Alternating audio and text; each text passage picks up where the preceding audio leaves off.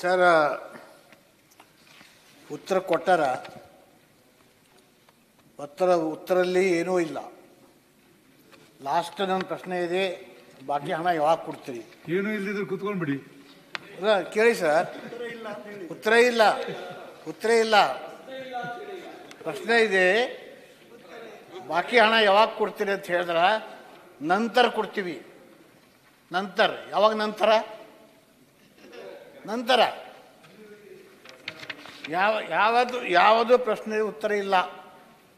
ನೋಡಿ, ಈ ಹಾಲು ಉತ್ಪಾದಕರ ಬಾಕಿ 656 ಕೋಟಿ ರೂಪಾಯಿ, ಲಕ್ಷ ಇಲ್ಲ, 656 ಕೋಟಿ. ಅದರ ಪರಿಶಿಷ್ಟ ಜಾತಿ, ಪರಿಶಿಷ್ಟ ಪಂಗಡ ಎಲ್ಲ ಒಪ್ಕೊಂಡಾರ. ಎಷ್ಟು ಬಾಕಿ ಇದೆ?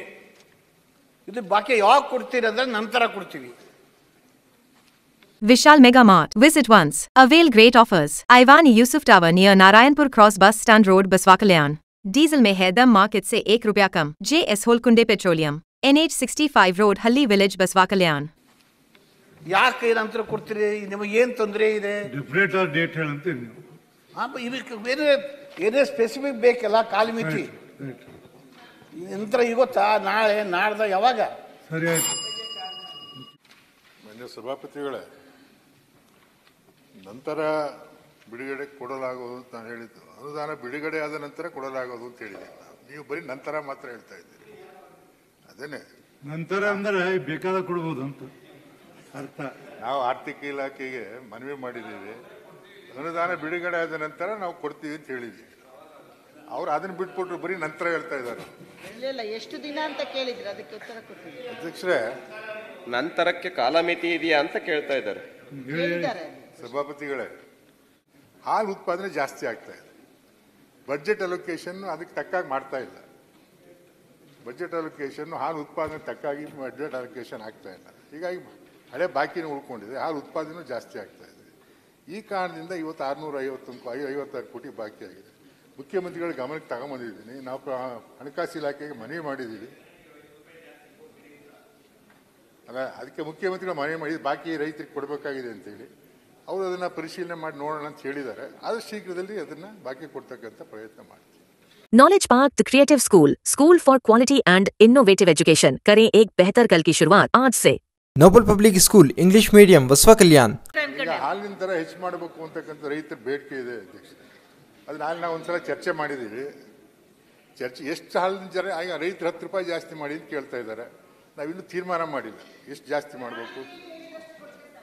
ಅದು ನಾವು ಪ್ರಣಾಳಿಕೆಯಲ್ಲಿ ಹೇಳಿರೋದು ಸಬ್ಸಿಡಿ ₹2 ಜಾಸ್ತಿ ಮಾಡ್ತೀವಿ ಅಂತ ಹೇಳಿದ್ರು. ಇದು ರೇಟ್ ಜಾಸ್ತಿ ಮಾಡಬೇಕು ಅಂತ ಕೇಳ್ತಾ ಇದ್ದಾರೆ. ರೇಟ್ ಜಾಸ್ತಿ ಮಾಡಬೇಕು ರೈತರು ಒತ್ತಡ ಇದೆ. ಅದು ಎಷ್ಟು ಮಾಡಬೇಕು ಅಂತ ಇನ್ನೂ ತೀರ್ಮಾನ ಮಾಡಿ ರೇಟ್ ಅಂತ ಜಾಸ್ತಿ ಮಾಡ್ತೀವಿ. ಅದು ಮುಖ್ಯಮಂತ್ರಿಗಳ ಜೊತೆ ಒಂದು ಸಭೆ ಮಾಡಿ ಮಾಡ್ತೀವಿ.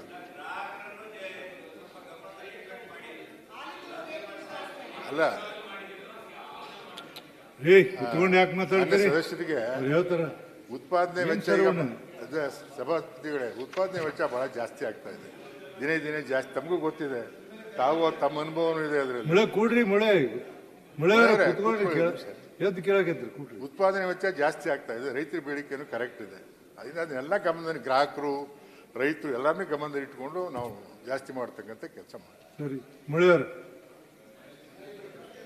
ಇದೆ ಸಭಾಪತಿಗಳೇ, ನಾನು ಯಾವುದೇ ಕಾಂಟ್ರಾಕ್ಟರ್ ಬಿಲ್ ಕೇಳ್ತಾ ಇಲ್ಲ. ಇದು ಹಾಲು ಉತ್ಪಾದನೆ ಮಾಡೋ ಮಹಿಳೆ ಪ್ರಶ್ನೆ.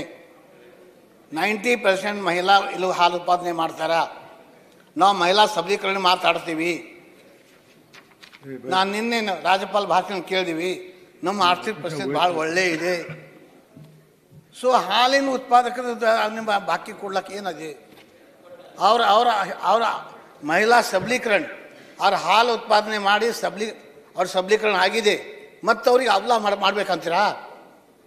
ಅವ್ರ ದುಡ್ಡು ಕೊಡಲ್ದೆ ಮತ್ತು ಉಲ್ಟಾ ಇದು ಏನು ಸರ್? ಇದಕ್ಕೆ ಯಾಕೆ ಅನುದಾನ ಬೇಕು?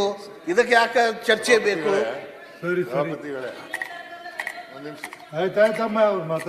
ಸಿಟಿ ರವಿ ಬಿಜೆಪಿ ಸರ್ಕಾರದಲ್ಲಿ 700 ಕೋಟಿ ಬಾಕಿ ಇತ್ತು. ನಮ್ಮ ಸರ್ಕಾರ, ನಿಮ್ಮ ಸರ್ಕಾರ ಇಲ್ಲ ಸರ್. ಮಹಿಳೆ ಬಗ್ಗೆ ಮಾತಾಡ್ತಾ ಇದ್ದೀವಿ ನಾವು. ಎಲ್ಲ BJP ಸರ್ಕಾರ ಇದ್ದಾಗ 700 ಕೋಟಿನ ಬಾಕಿ ಬಿಟ್ಟು ಹೋಗಿದ್ರು ಏನೋ. ಮತ್ತು ಎಲ್ಲಕ್ಕಿಂತ ಹೆಚ್ಚಾಗಿ ನಾನು ಮೊದಲೇ ಹೇಳಿದಾಗೆ ಉತ್ಪಾದನೆ ಏನಾಗ್ತದೆ ಅದಕ್ಕೆ ತಕ್ಕ ಬಡ್ಜೆಟ್ ಮಾಡ್ತಾ ಇರಲಿಲ್ಲ. ಉತ್ಪಾದನೆ ಈಗ ಎಷ್ಟು ಬರ್ತಾ ಅದು ಲೆಕ್ಕ ಹಾಕೊಂಡು ಈ ಸಲ ನಾವು ಆರ್ಥಿಕ ಇಲಾಖೆಯವ್ರಿಗೆ ಕೊಟ್ಟಿದ್ದೀವಿ. ಉತ್ಪಾದನೆ ಎಷ್ಟಾಗ್ತದೆ ಈಗ ನೋಡಿ, 80 ಈಗ 23-24ರಲ್ಲಿ 80 ಲಕ್ಷ ಇದ್ದರೆ ಈ 24-25ರಲ್ಲಿ 95 ಲಕ್ಷ ಲೀಟ್ರಿಗೆ ಹೋಗಿದೆ. ಈಗ ಒಂದು ಹಂತದಲ್ಲಿ 1 ಕೋಟಿ ದಾಟಿದ್ದೀವಿ ನಾವು. ಒಂದು ತಿಂಗಳಲ್ಲಿ 1 ಕೋಟಿ ಲೀಟರ್ 1 ಲಕ್ಷ ಕೋಟಿ ಲೀಟರ್ 1 ಕೋಟಿ ದಾಟಿದ್ದೀವಿ ನಾವು. ಹೀಗಾಗಿ ಅದು ವ್ಯತ್ಯಾಸ ಆಗ್ತಾ ಇದೆ. ಅದರಿಂದ ಅದು ಶೀಘ್ರದಲ್ಲಿ ಕೊಡ್ತಕ್ಕಂಥ ಕೆಲಸ ಮಾಡ್ತೀವಿ.